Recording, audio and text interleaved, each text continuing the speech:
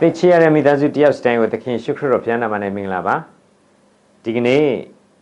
6ရက်6လ2026ခုနှစ်ရဲ့မင်္ဂလာနေ့တည်လေးထဲမှာထာဝရဘုရားသည်တင့်ကိုကောင်းချီးပေးဆောင်မတော်မူပါစေသောထာဝရဘုရားသည်တင်၌မျက်နှာတော်အလင်းကိုလွှဲ၍ခရုဏာကျေးဇူးပြုတော်မူပါစေသောထာဝရဘုရားသည်တင့်ကိုမြတ်ကြီး၍ချမ်းသာပေးတော်မူပါစေသောအာမင်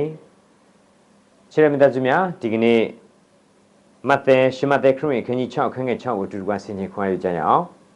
သင်သည်ဆုတောင်းသောအခါစိတ်ညံရာအခန်းသို့ဝင်၍တကားကိုပိတ်ပြီးမြမထင်ရှားသောအရာ၌ရှိတော်မူသောသင်၏အဘကိုဆုတောင်းလော့မထင်ရှားသောအရာကိုမြင်တော်မူသောသင်၏အဘသည်အကျိုးကိုထင်ရှားစွာပေးတော်မူလက်တံရှင်းတယ်မလားခင်ဗျာဒီနေရာမှာသခင်ရှုခရစ်တော်ဘုရားကဆုတောင်းတဲ့အခါမှာတဲ့ဆုတောင်းတဲ့အခါမှာစိတ်ညံတဲ့အခန်းကိုတွားပြီးတော့မှတဲ့တကားပိတ်ပြီးတော့မှမထင်ရှားသောအရာ၌ရှိတော်မူသောသင်၏ဘကိုဆုတောင်းပါဘာဖြစ်လို့ဒီအကြောင်းအရာပြောလဲဆိုအဲ့ဒီခေတ်အခါအချိန်ခါတော့ဖာရိရှဲတွေကသူကဆုတောင်းပြီးဆိုရင်လမ်းစုံလုံးဝလူတွေမြင်အောင်လူတွေတွေ့အောင်အဲ့လိုမျိုးပေါ့နော်နောက်ပြီးတော့မှလူတွေသဘောကျတဲ့စကားလုံးတွေနဲ့အိုးအထထအခါခါမွဲ့ဆိုပြီးတော့မှလူတွေကြိုက်ပြီးဆိုတော့လူတွေသဘောကျပြီးဆိုရင်လူတွေလက်ခံပြီးပေါ့ဗျာနော်ဆိုအဲ့လိုအခြေအနေမျိုးဒါမဲ့ဘုရားသခင်ကသခင်ယေရှုခရစ်တော်ဘုရားကသူကပြောလဲဆိုတော့မထင်ရှားသောအရာနဲ့ရှိတဲ့အဖဒီမှာတကားပိတ်ပြီးမှဆူတောင်းပါမထင်ရှားတဲ့အရာကိုမြင်တဲ့အဖကအကျိုးကိုထင်ရှားစွာပေးမယ်ဒီနေရာမှာကျွန်တော်တို့ဆင်ခြင်ဖို့တစ်ချက်မိသားစုများကျွန်တော်တို့လုံနေတဲ့အရာတွေကတခါလေလူရှိမှလူတွေမြင်ရတယ်ထင်ရှားပေါ်လွင်ထင်ရှားမှုရှိတယ်တချို့တခါလေကျတော့ပေါ်လွင်ထင်ရှားမှုမရှိဘူးဆိုအဲ့လိုမျိုးပေါ်လွင်ထင်ရှားမှုရှိတဲ့မရှိတဲ့အရာတွေကဟာလူတွေမသိတဲ့အတွက်ကြောင့်နာမည်မကြီးဘူးပေါ့နော်အော်မျိုးမျိုးပေါ့ဒါမဲ့ချစ်တဲ့မိသားစုများလူတွေမမြင်ပေမဲ့ဖန်ဆင်းရှင်ဘုရားမြင်တယ်ဟာလေလုယာလူတွေမသိပေမဲ့တကယ်အကျိုးကိုပေးမဲ့ဘုရားကမြင်တယ်ဒါကြောင့်မလို့မထင်ရှားတဲ့အရာကိုမြင်တဲ့အဖအကျိုးကိုချင်းစားပေးမယ်ဒါကြောင့်မိသားစုများသင်လုပ်နေတဲ့အရာတွေလူတွေအများကြီးမသိပေမဲ့ Facebook ပေါ်မတက်လာပေမဲ့ online ပေါ်မတက်လာပေမဲ့လူတွေမမြင်ပေမဲ့